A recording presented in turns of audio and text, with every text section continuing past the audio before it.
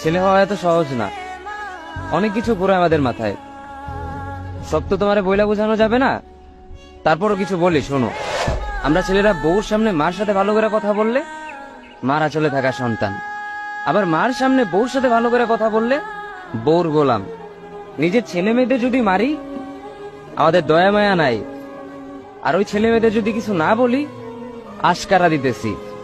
নিজের বউরে দিয়া যদি জব করাই সেই ক্ষেত্রে আমি বউর কামাই খাই, আর যদি বউরে দিয়া জব না করাই আমি সন্দেহ করি।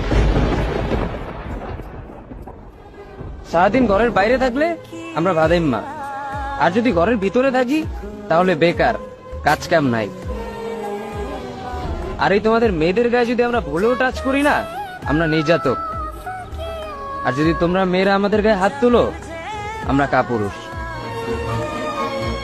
আর একটা ছেলে কি বা করে পুরো লাইফে নিজের জন্য?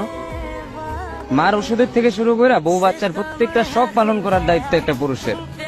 কিন্তু কি লাভ এত কিছু কইরা? দিন শেষে একটা ভুল করলেই সবাই ভুলা যায় যে